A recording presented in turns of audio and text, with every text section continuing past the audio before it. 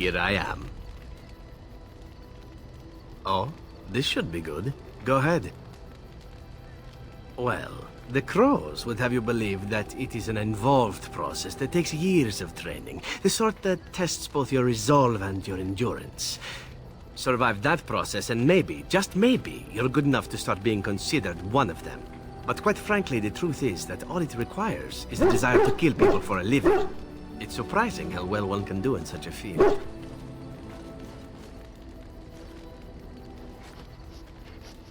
I don't know about that. It's simply a slightly different skill set from your average killer as I see it. An assassin simply specializes in striking from stealth, and in maximizing that first attack to be as lethal as possible. Debilitate your foe, either by poison or by crippling their limbs, makes any follow-up combat you need to engage in that much simpler. See? Getting paid for the act is beside the point. An assassin is more a tactical choice than a lifestyle. Of course, the crows like to pretend that their abilities are trade secrets, shrouded in shadows and wrapped in a blanket of mystery. So let's just keep this between you and me, shall we?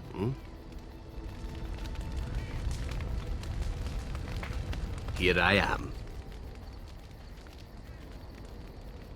Oh, this should be good. Go ahead.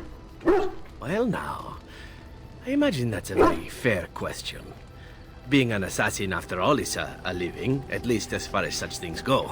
I was simply never given the opportunity to choose another way. So, if that choice presents itself, why should I not seize upon it?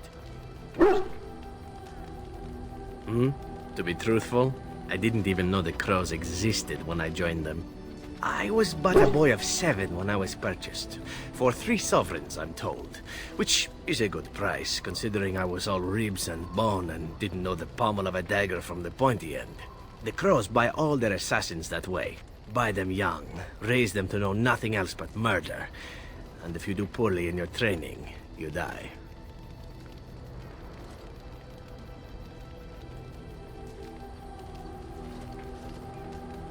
Of course. You compete against your fellow assassins, and those who survive are rightfully proud of it. In Antiva, being a crow gets you respect. It gets you wealth. It gets you women. And men. Or whatever it is you might fancy. But that does not mean doing what is expected of you always. And it means being expendable. It's a cage, if a gilded cage. Pretty, but confining.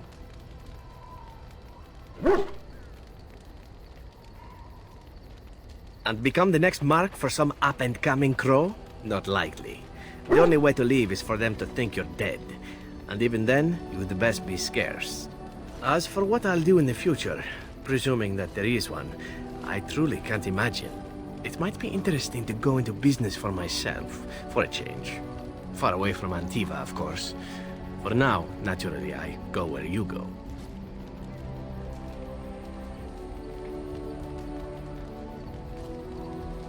And here I am, happy to be had. Isn't it wonderful how things work out that way? Come now, enough chit-chat. Talking about the crows summons them, you know. Any Antivan fishwife could tell you so.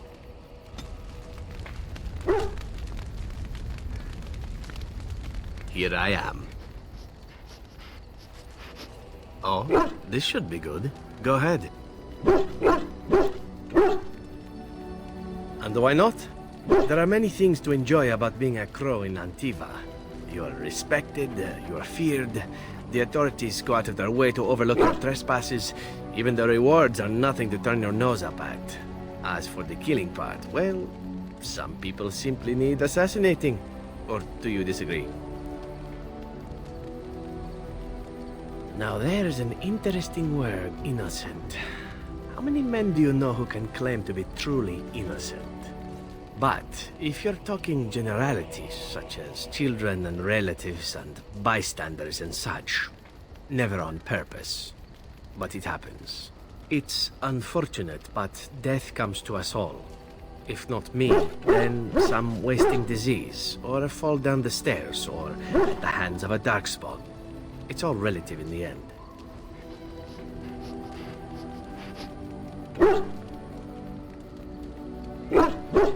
Death happens, as we like to say, and when I get paid for it, death happens more often. As far as enjoying the act of killing itself, why not? There is a certain artistry to the deed, the pleasure of sinking your blade into their flesh and knowing that their life is in your hands.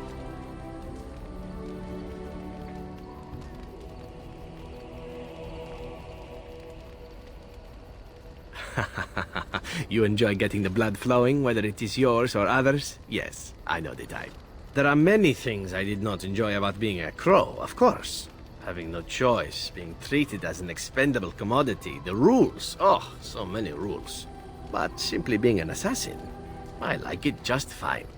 I will continue to do it if I can, even if I am not a crow. Honestly, could you picture me doing something else?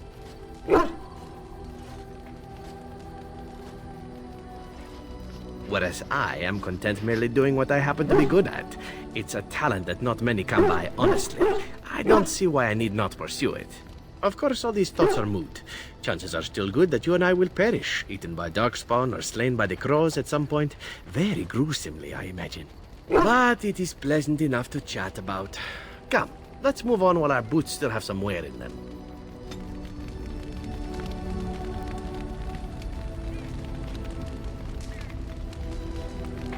Here I am.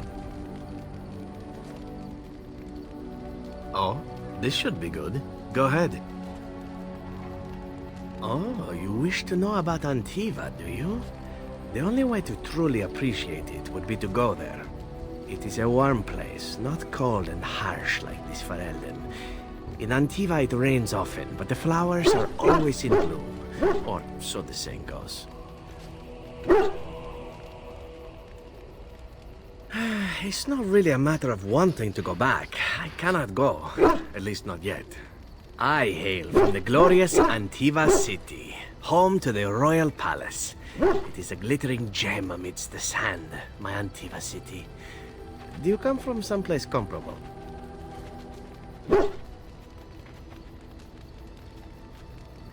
You have me there, indeed. I, for one, can make no such claim, as I never laid eyes on the woman. You know what is most odd? We speak of my homeland, and for all its wine and its dark-haired beauties and the lilo flutes of the minstrels, I miss the leather the most.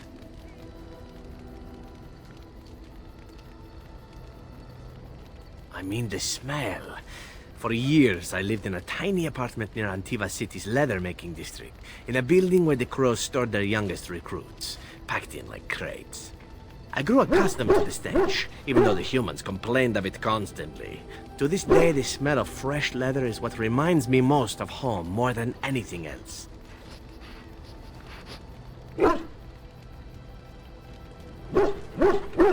Oh, not so long, I know. It is my first time away from Antiva, however, and the thought of never returning makes me think of it constantly.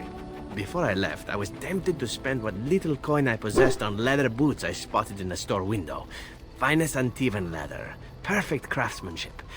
But I was a fool to leave them. I thought, Zevran, you can buy them when you return as a reward for a job well done. More the fool I, no?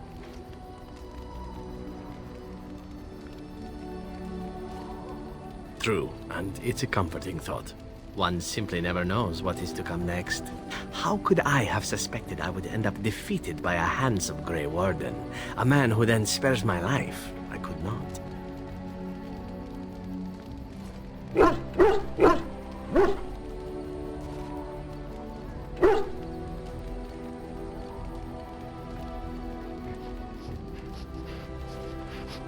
Quite right you are.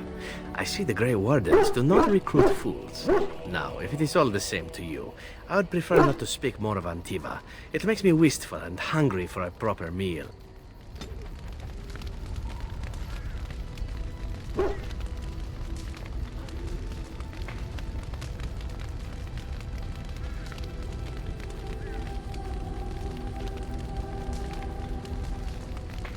Here I am.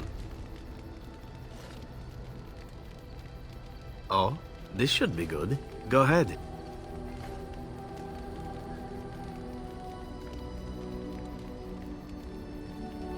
I know little enough of the Dalish other than the fact that my mother was one, or so I was told. She had fallen in love with an elven woodcutter and accompanied him back to the city, leaving her clan behind for good. And there, of course, the woodcutter died of some filthy disease, and my mother was forced into prostitution to pay off his debts. Oldest tale in the book. Dalish whore, thank you very much. It was my sole distinction amongst the other elven boys in the whorehouse. I didn't know my mother either, of course. She died giving birth to me. My first victim, as it were. We were all raised communally by the whores. It was a happy enough existence, ignoring the occasional beating. Until eventually I was sold to the crows. I brought a good price, so I hear. That's very kind of you to say, but it is not necessary. It could have been much worse. Shall I tell you about what happened to the other whorehouse boys who did not fetch a decent price with the crows? Surely your life has not been so idyllic. People like you and I are not the product of happy lives of contentment, after all. My original point is that my mother's Dalish nature was always a point of fascination for me. Through all the years of my crow training, the one thing of my mother's that I possessed was a pair of gloves. They were of Dalish make, I knew that much, and beautiful. I had to keep them hidden, of course, as we were not allowed such things. Eventually, they were discovered, and I never saw them again.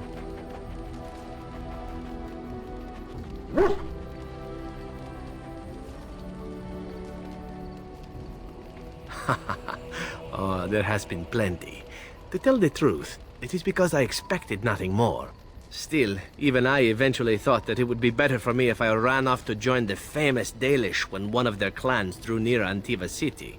Naturally, the reality did not live up at all to the fantasies I had constructed as a boy, staring at those gloves. But such is life. Come, enough talk of the Dalish. Let us move on. Here I am. Oh, this should be good. Go ahead.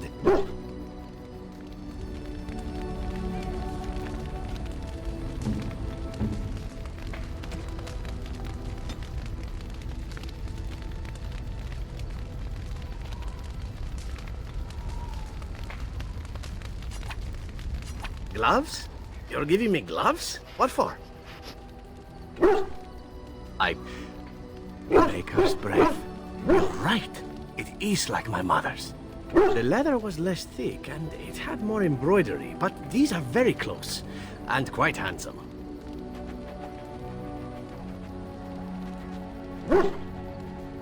Do I seem surprised? Perhaps I am. Still, I appreciate the fact that you even thought of me. No one has simply given me a gift before. Thank you.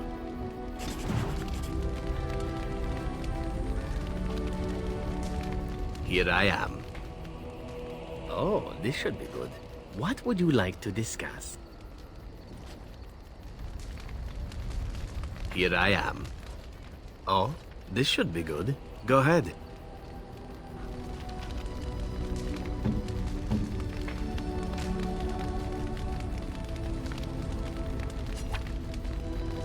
How nice. How nice. I've a question, if I may. Well, here's the thing. I swore an oath to serve you, yes? And I understand the quest you're on, and this is all very fine and well. My question pertains to what you intend to do with me once this business is over with, as a point of curiosity.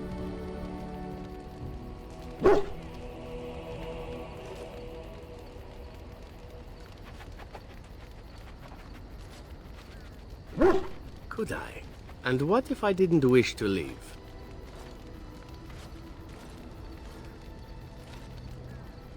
Indeed.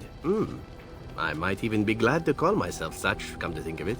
It is good to know what my options might be, but that is for another time. For now, we have much to do, yes? What say you?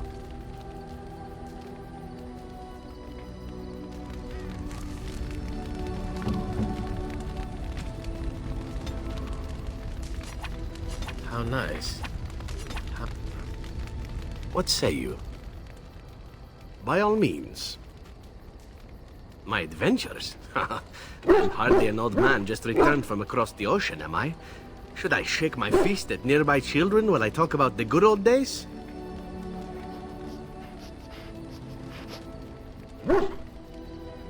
Falling down a flight of stairs is an adventure. Falling into someone's bed, also an adventure. I am assuming what you're looking for are professional anecdotes. Let's see, my second mission ever for the Crows was a bit intriguing. I was sent to kill a mage who had been meddling in politics.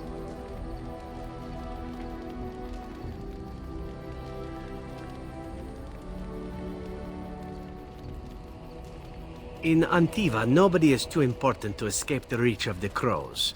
They've killed kings and queens. That is simply how it is. As it turned out, the mage in question was quite a delightful young woman.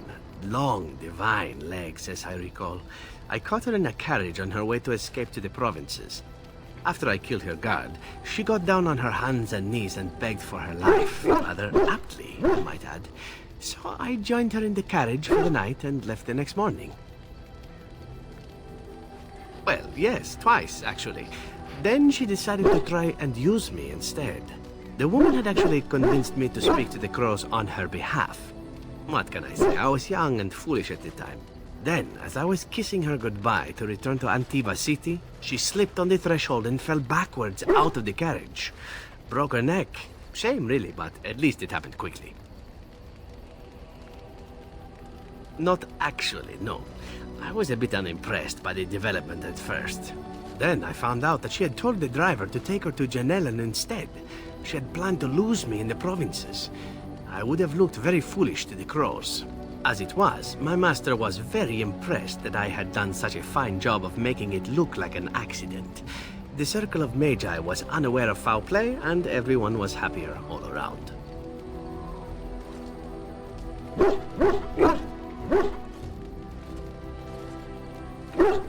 Like being spared by a benevolent mark who then helps me escape from the Crows? Yes, it does seem to happen now and again, doesn't it? It was after that when I learned that one needn't let a pretty face go to your head. Professionalism was key. That's my moral of the day, you see. Oh, I might be convinced. I think that it would take being captured and tied up by a handsome grey warden at the very least. You should see your face when you say that. But that's enough tale spinning from me for the moment. Talking about the mage has made me a bit nostalgic, I'm afraid. Ah, the good old days.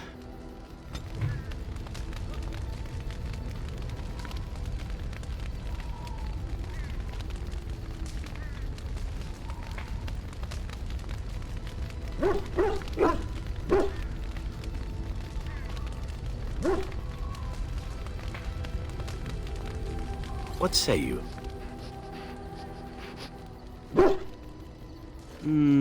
I could teach others, but not yourself. First, I would need someone who has training as a rogue. That is, unless you would care to spend the years it takes to gain the fundamentals. But if there should be such a person who desires this training, yes, by all means, send them to me. The Crows are already furious, no? I shall enjoy tweaking their nose further. What say you? By all means. Again? Well now, what might interest you, I wonder? Shall I describe the stages involved with Lanthrax poisoning? I watched a man go through all 7 once.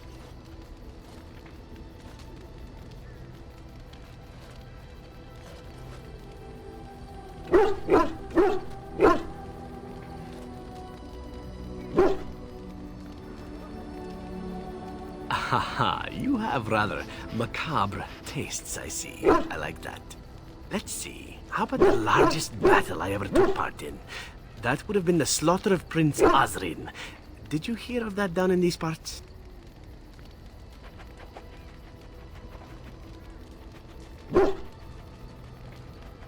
Me? Not personally, but I did take part in the attack.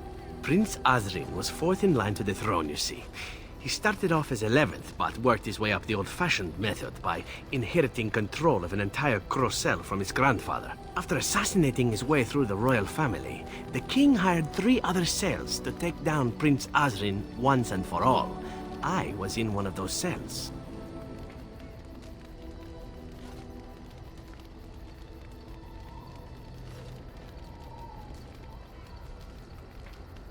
Antivan royalty is very much bound up in the Crows. You wouldn't want it run by a bunch of commoners, after all, would you? And this means they get involved in politics quite often. This particular fight nearly bankrupted the nation, I understand. It almost ended up putting a Crow on the throne, a commoner. But that's a whole different story. I played a very small part. Antiva might seem a bit odd in that way to outsiders. We take it in stride, however. Assassins are simply part of the landscape, so to speak. My part in the entire battle was taken up trying to reach Princess Verina, who had thrown in with her brother. I killed about 11 of her guards personally before I got knocked out of a window. I landed in the river and nearly drowned. I was fished out by some urchins who robbed me blind. Made off with my boots, too. At least they didn't cut my throat. And that was my part in history.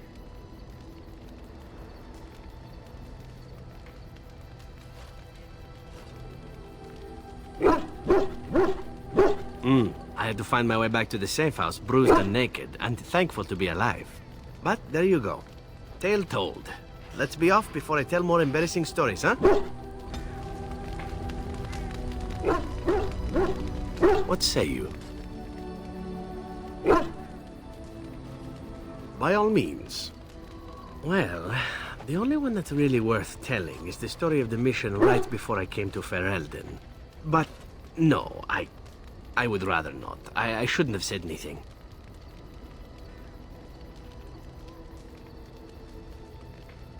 Perhaps another day. I apologize. What say you? By all means. What say you? Again? I'm game.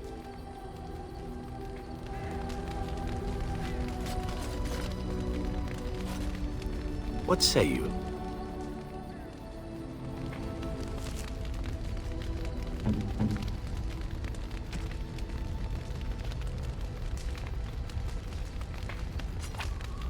How nice. How nice. What say you? By all means. What say you? Again? I'm game.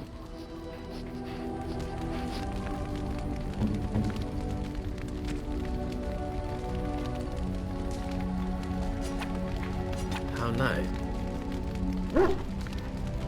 What say you?